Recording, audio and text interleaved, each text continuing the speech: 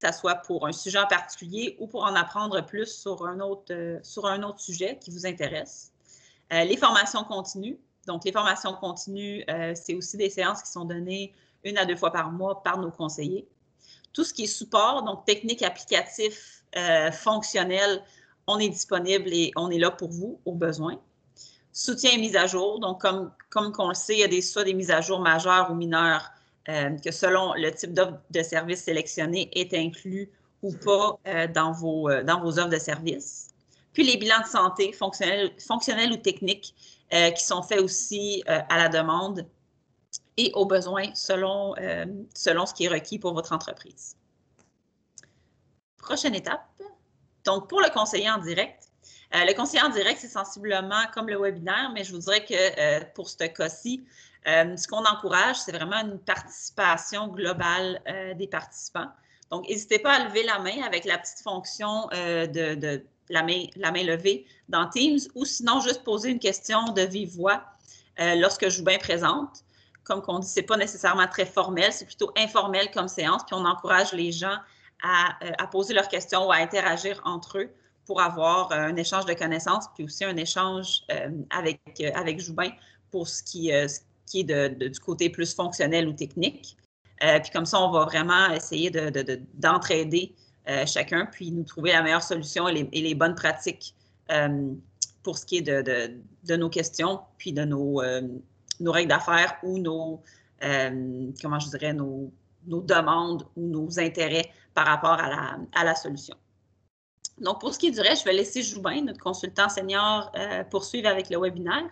Ça va être une partie un peu PowerPoint, puis une partie aussi pratique qu'on va vous montrer dans la solution. Donc, Joubin, je te laisse la parole. Merci.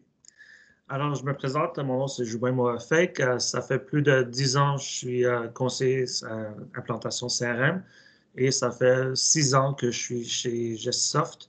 Alors, je m'occupe de CRM, du Power BI et autres logiciels qui tournent autour du CRM, comme le PSA et aussi du Power Automate. Alors, pour notre agenda d'aujourd'hui, on va configurer SharePoint, OneNote et Teams. Et pour SharePoint, on va regarder le URL, on va lier les entités qu'on veut lier au SharePoint. On va travailler sur la hiérarchie de la structure de documentation et aussi les rôles de sécurité que vous avez besoin, non seulement pour créer ces sites SharePoint, mais aussi pour y accéder.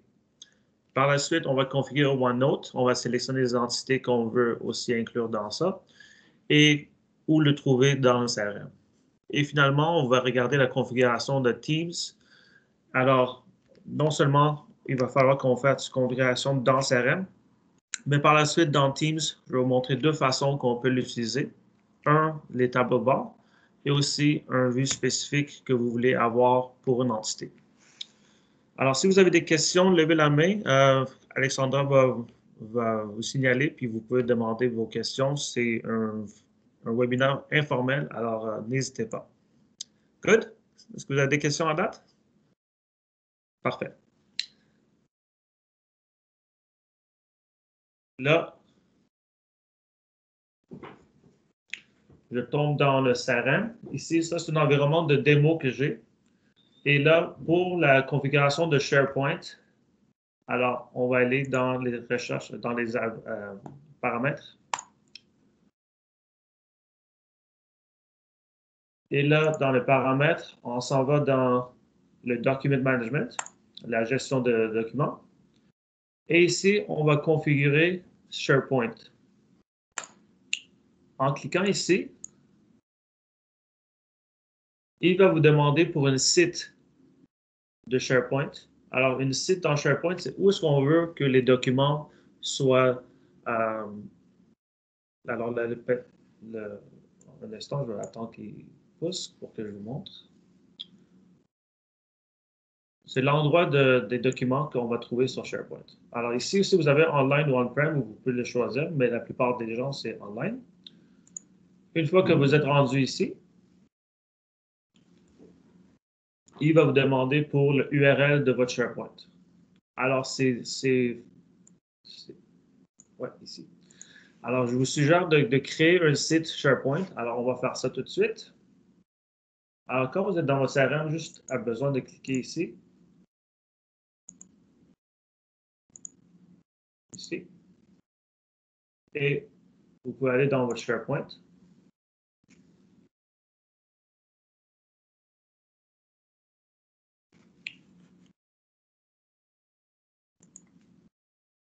Et on va créer un site. Alors, on va choisir un team site parce qu'on va collaborer avec des gens au niveau des documents. Je peux l'appeler webinaire. Ça peut être privé ou public, dépendant de vos processus à l'interne. Choisir votre langue. On fait Next. Vous pouvez ajouter des gens tout de suite dans ce groupe-là, si c'est privé.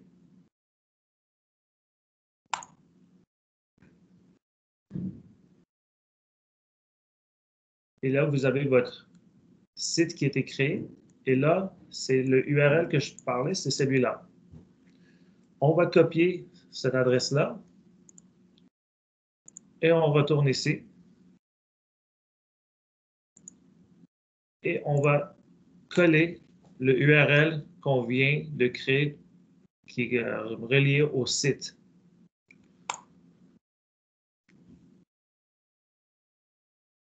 Parfait, il dit que c'est valide.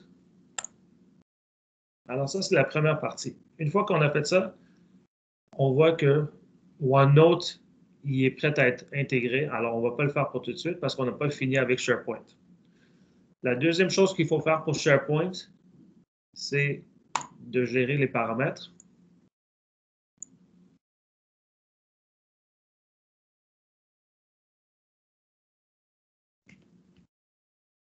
Quand il va être prêt, évidemment.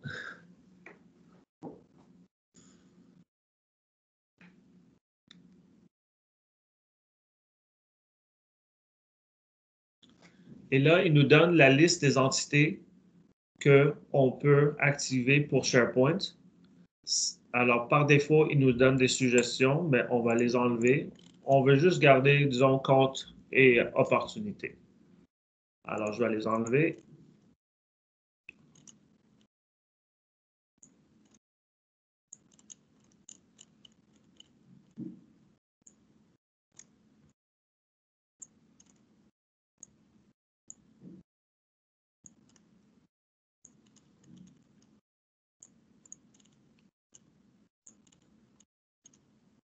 Opportunité, on va le garder.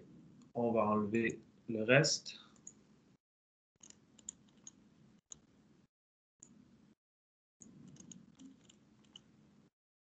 Vous aurez dû garder projet aussi si vous voulez, mais c'est pour vous. Alors, normalement, soumission aussi, des gens, ils gardent. Ça dépend de vos processus internes.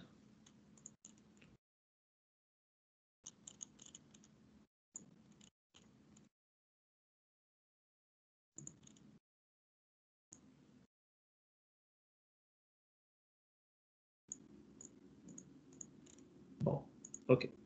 Puis là, il va vous demander pour les sites. C'est le même site qu'on vient de créer. Et là, quand vous faites texte, ici, il va vous demander pour la structure. Alors, la hiérarchie, je recommande que vous mettiez par entité. Et là, vous pouvez choisir par compte ou contact. Mais normalement, on le met par compte. Alors, qu'est-ce que ça veut dire tout ça? Disons, si vous avez une opportunité et que vous voulez mettre un document dans SharePoint, la structure, c'est il va créer un fichier du compte en premier. Par la suite, il va créer un sous-fichier pour l'opportunité reliée au compte. Et là, il va mettre le document dans ce fichier-là. Alors, c'est une structure que c'est facile pour vous dans SharePoint par la suite de trouver des documents. Alors, vous avez l'hierarchie de compte. Après, que ça soit une opportunité, ça va être un sous-fichier de l'opportunité. Puis si vous avez une soumission, le soumission, ça va être un sous-fichier de l'opportunité. Comme ça, vous... Excuse-moi, on a une question du côté de Julie Lachance. Salut!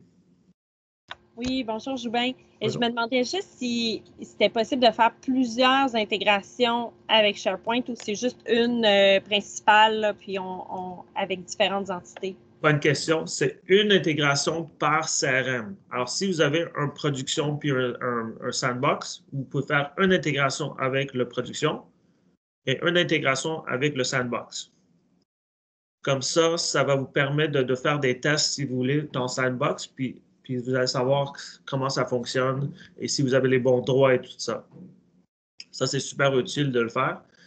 Et vous pouvez toujours changer les sites aussi. Alors, si vous voulez changer, vous retournez dans Document Management Settings, puis vous pouvez créer un nouveau site, puis le changer aussi. Parfait, merci. Alors, on va rester ici sur Account et on va faire Next.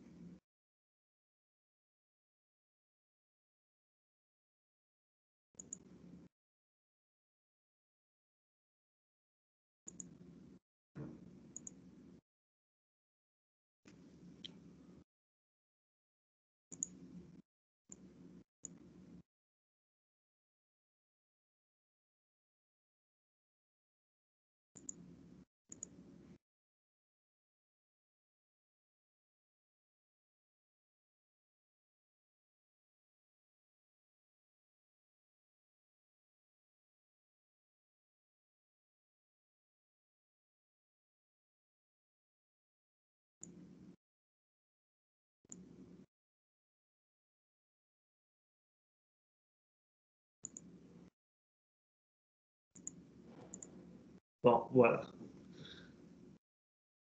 Je vais le refaire.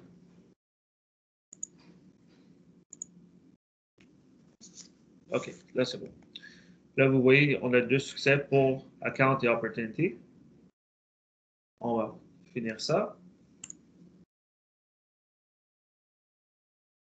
Et ça conclut pour SharePoint au niveau de la config. Là, on va juste aller voir au niveau des rôles de sécurité. Je vais prendre un rôle aléatoire. Dans Core Records, vous allez voir un pour Document Location qui est ici.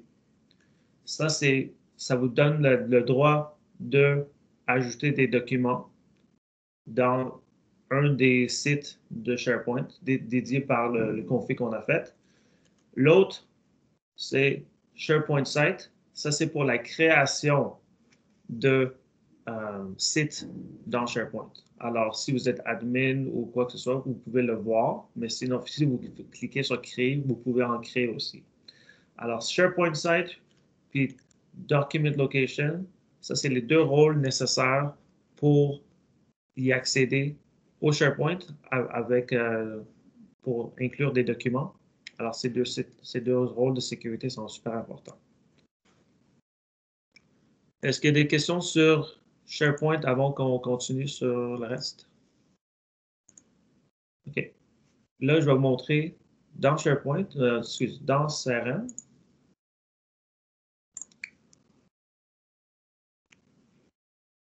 Vu qu'on a créé pour compte et opportunité, le fichier, la section de site dans SharePoint n'est pas encore créée. Alors là, je suis dans un compte.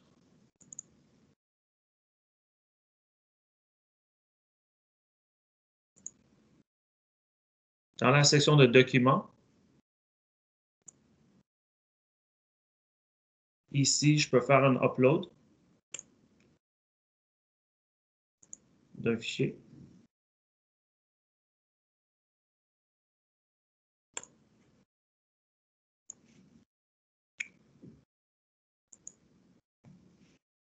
Et là, on a le fichier ici. Je peux cliquer sur le fichier pour avoir accès. Il va me l'ouvrir.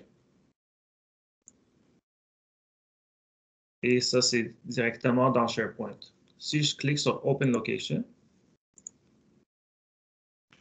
là, il va m'amener Et là, on voit que le fichier de compte a été créé pour ADatum, puis le fichier est là et on est dans SharePoint. Là, je vais retourner ici pour ADatum.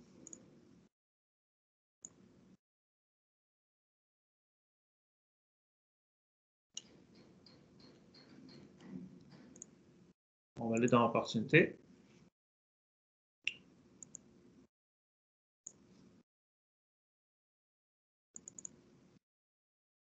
On va choisir une opportunité qui est ouverte. Encore là, dans Document, on va upload un document.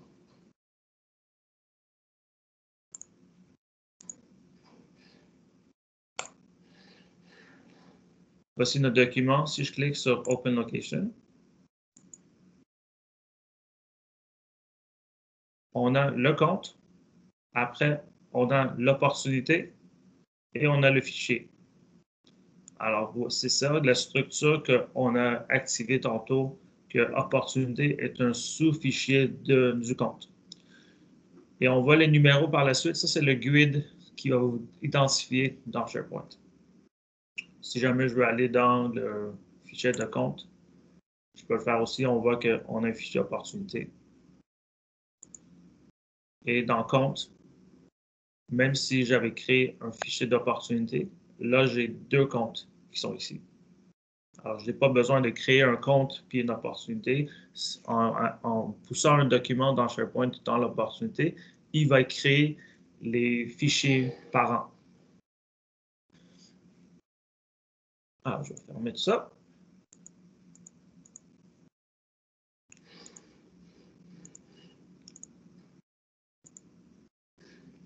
Et là, je vais retourner où j'étais.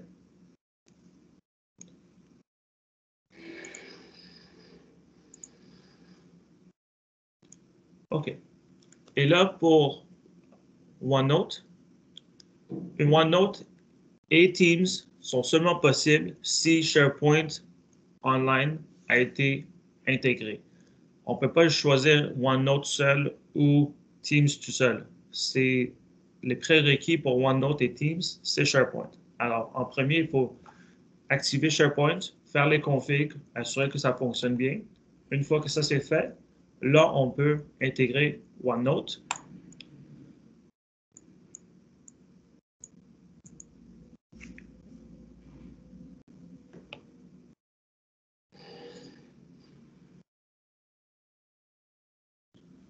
Et il nous demande pour les entités qu'on a spécifiées avant pour SharePoint. Alors, compte et opportunité.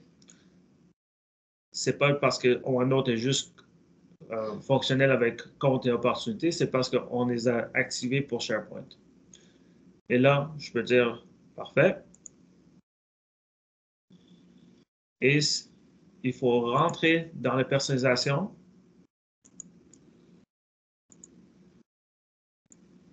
Et on s'en va dans la section des entités.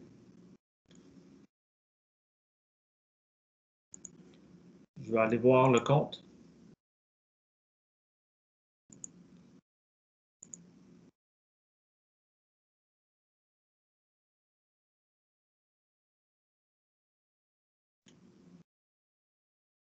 Et on voit que OneNote a été intégré ici.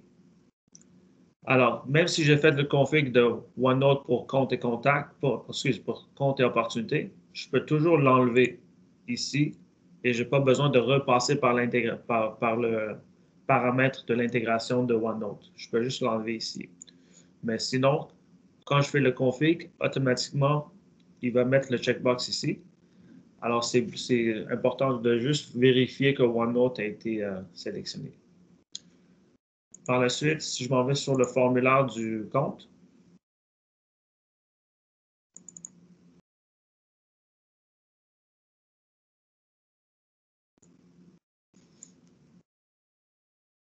pour OneNote, vous avez besoin du volet social qui inclut les notes et les activités.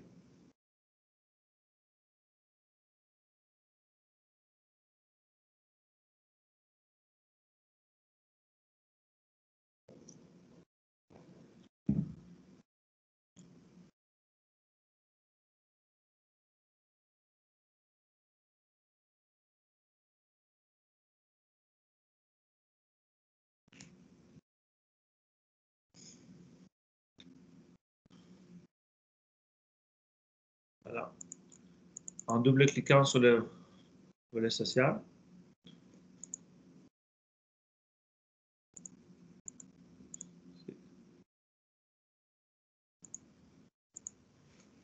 ici, on peut déterminer quelle section qu'on veut, que ce soit par défaut, et on voit que OneNote est ici.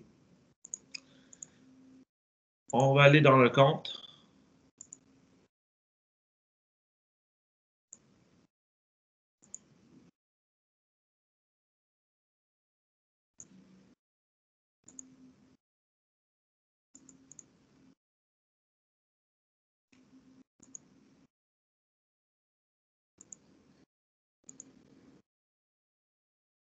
Et OneNote est là.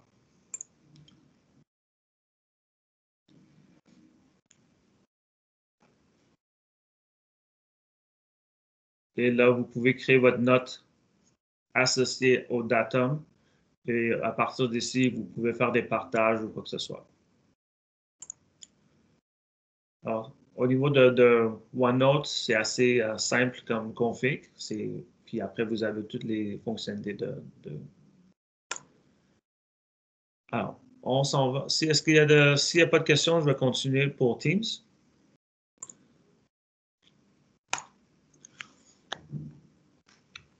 Alors, pour Teams, je vais juste le montrer à partir d'ici, mais je ne vais pas faire le config ici à cause de... Ici. Alors, la section de Teams, c'est ici. Vous avez deux boîtes à cocher. Le premier, il est grisé jusqu'à temps que le premier ne soit pas actif. Ça prend 15 minutes, juste la première ligne, et on n'a pas le temps pour le faire ensemble. Mais je vais vous montrer une fois que c'est cliqué oui, je vais vous montrer après dans Teams comment on va le gérer. Alors ici, la première chose, c'est il faut être système admin du côté pour cette première partie.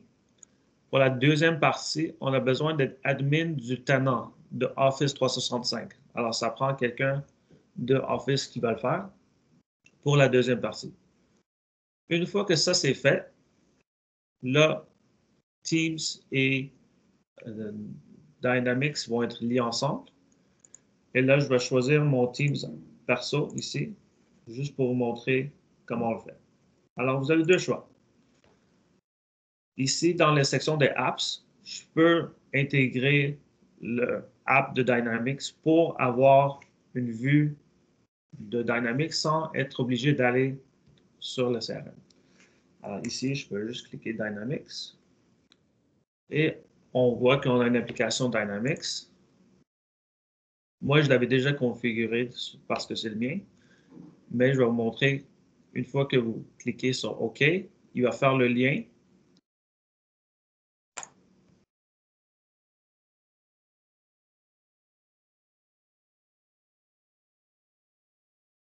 Et là, vous allez voir votre dashboard du CRM et vous pouvez naviguer comme d'habitude, comme si c'était le CRM.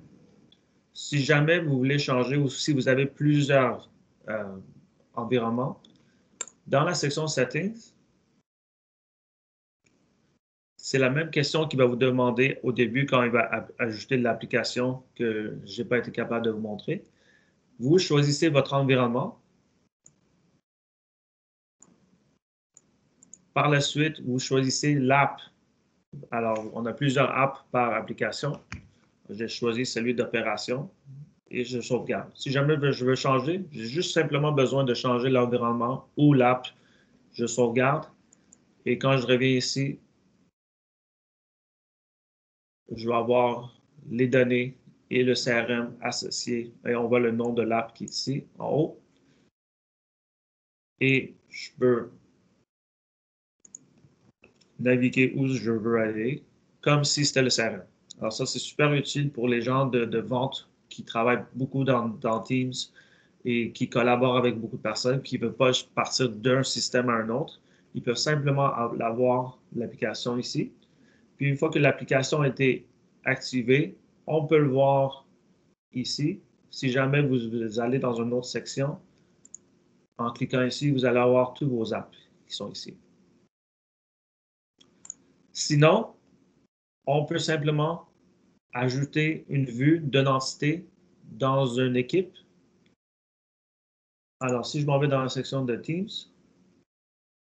et là, en bas, je peux créer une équipe. Je vais créer une équipe ici. Je peux passer à partir d'un groupe existant ou je peux commencer une équipe. Je peux mettre privé ou en public. Je peux dire privé.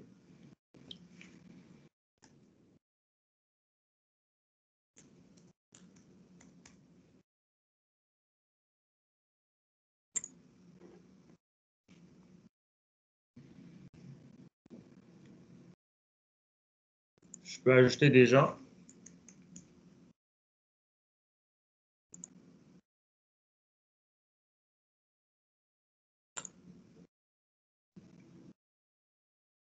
Et là, j'ai mon équipe. Là que j'ai mon équipe, dans le plus, je peux ajouter Dynamics. Et là, il va me demander de l'ajouter pour l'équipe.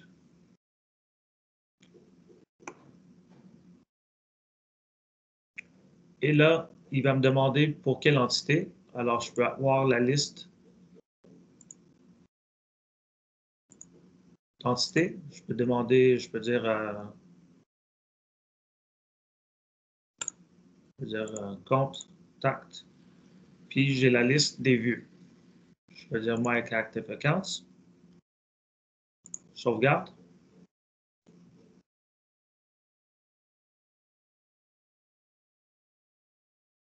Et là, j'ai la vue de My Active Accounts qui est dans l'équipe que je viens de créer avec Alexandra. Alors, je peux avoir mon équipe ici. On peut s'écrire, on peut mettre des fichiers dans l'équipe. Et si je ne veux jamais consulter quoi que ce soit, je peux avoir les infos ici. Alors, si vous voulez avoir une vue encore plus spécifique, vous avez juste besoin de le créer dans CRM. Et une fois que c'est créé dans CRM, là, vous pouvez le choisir. Si jamais vous voulez changer, vous pouvez simplement avoir d'autres tables aussi.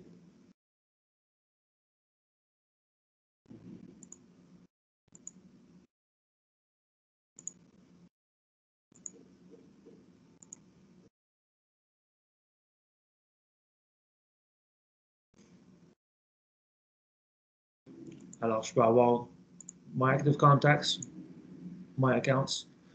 Alors, ça, dans les vues, ça pourrait être super spécifique dans CRM, alors relié à un compte spécifique ou à un groupe spécifique ou à un filtre spécifique. Ça, c'est à vous de décider qu'est-ce que vous voulez faire. Si jamais vous voulez renommer ou le changer, vous pouvez le faire aussi. Alors, ça, c'est deux façons qu'on peut intégrer Teams dans, en fait, CRM dans Teams. Soit par vue, par entité. J'aurais pu avoir un Active Contact. Alors, j'ai Contact et Account avec deux vues différentes. Sinon, encore là, je m'en vais ici, dans la section des Apps, Dynamics, et j'ai la vue globale de Dynamics où j'ai accès à tout basé sur un app qui est ici. Encore là, si vous voulez changer, il n'y a pas de problème. Vous pouvez simplement aller ici et changer non seulement l'environnement, mais l'app.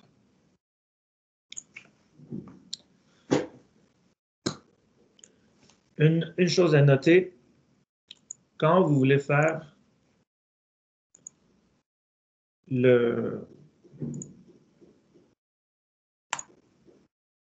quand vous voulez mettre Teams comme en intégration, assurez-vous que OneDrive n'est pas activé. Il va vous causer des problèmes. Alors, quand vous êtes ici, Enable OneDrive for Business, assurez-vous que ça, ce n'est pas fait avant Teams.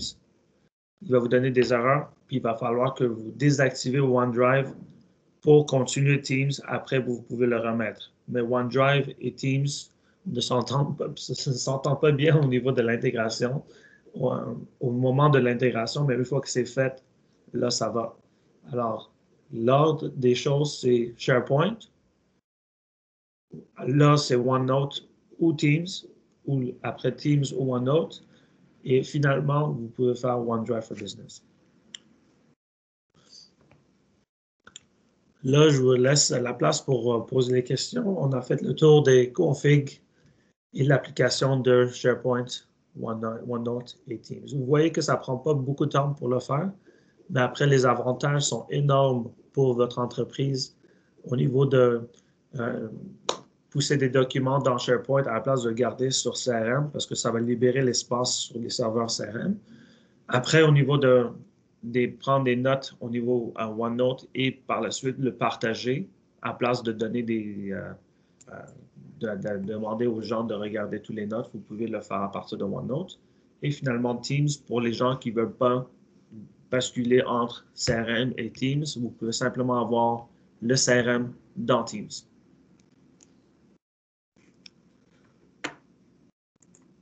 Et voilà. Alors, je laisse la place aux questions.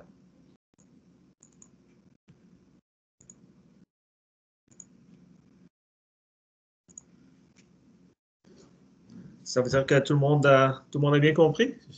Je crois qu'on a une question du côté de Philippe. Oui. Paul, excuse-moi. Paul Phillips, désolé. Oui, Joubin, si l'activation, l'intégration dans Teams n'est pas faite, on ne sera pas en mesure de faire ce que tu nous as montré pour les linker, c'est ça, si j'ai bien compris? Absolument, oui. OK. Et si j'ai un code d'erreur et puis que OneNote n'est pas activé, je communique avec vous autres au soutien technique? Oui. OK. Oui. Merci.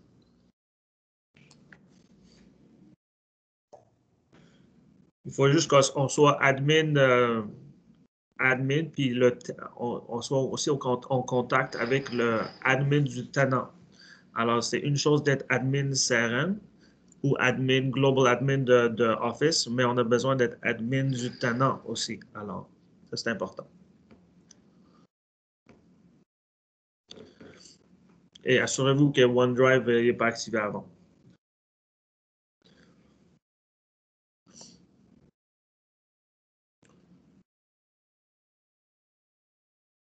Autre question? Alors, j'ai bien fait ma job si tout est clair. Nice.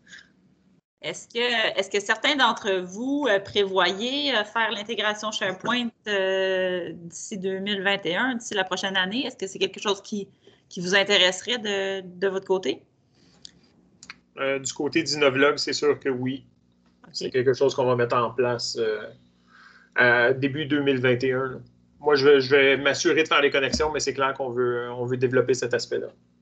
Est-ce que tout le monde est online ou il y a des personnes qui sont on-prem ici?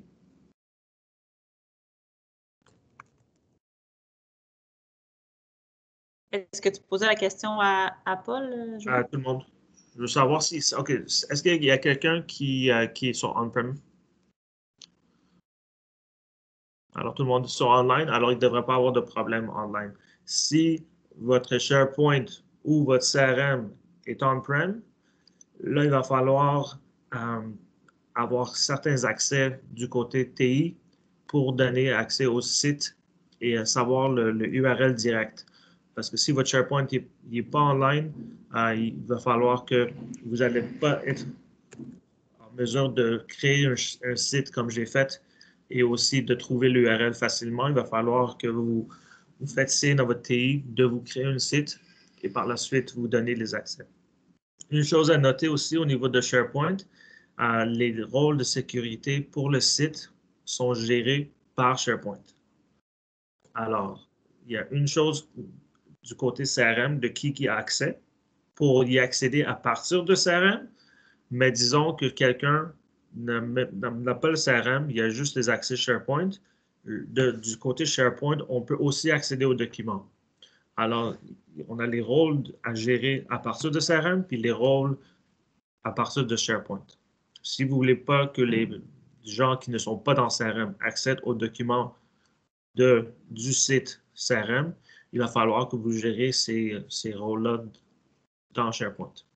Alors, inclure la personne qui gère les rôles de sécurité SharePoint pour limiter qui peut avoir accès. C'est aussi pour ça que dans SharePoint aussi, on a pu déterminer quand on a créé le site, si c'était privé ou public. Ça aussi, c'est important de gérer.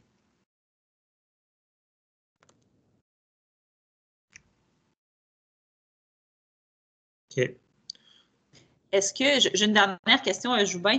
Est-ce que certains d'entre vous ont déjà l'intégration SharePoint, avaient déjà fait l'intégration de SharePoint, puis vous voulez aller plus vers OneNote ou Teams?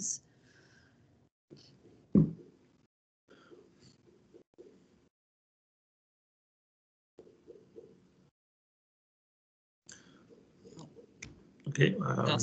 Dans ce cas-ci, en fait, c'est ça. Ça serait une intégration de SharePoint, Teams et OneNote tout en même temps. Joubin, est-ce que tu recommandes ça de ton côté? Oui, faire les trois en même temps ou plus un à la fois? Non, mais aussitôt que vous configurez un, testez-le et allez vers l'autre. Juste, encore comme j'ai noté tantôt, regardez si jamais vous voulez inclure OneDrive aussi. Alors, SharePoint, Teams, OneNote et OneDrive, assurez-vous que OneDrive, c'est le dernier. Et SharePoint, vous n'avez pas le choix que ce soit le premier. Alors, ça, c'est les seules règles. Par la suite, c'est à vous de décider qu'est-ce que vous voulez faire. Au niveau des licences aussi, ça peut être intéressant. Si vous voulez juste consulter le CRM à partir de Teams, les licences sont différentes que si vous voulez aller dans CRM. Alors ça, c'est quelque chose que vous pouvez parler avec votre rep de vente aussi pour voir la différence entre accéder CRM à partir de Teams versus avoir les licences directement pour CRM. Toute la session a été enregistrée, alors si vous voulez le consulter par la suite pour avoir des détails sur ce qu'on a fait, n'hésitez pas pour demander pour la session. Alexandra va être en mesure de vous envoyer ça. Absolument. Good. Ben, parfait. Ben, merci tout le monde pour votre participation. Merci, Joubin. Plaisir. Puis, sur ce, on se revoit au prochain webinaire. Excellent. Bye Merci. tout le monde. Au revoir. Merci beaucoup, Joubin. Merci beaucoup, Alexandra. Au revoir. Merci. Bonne journée.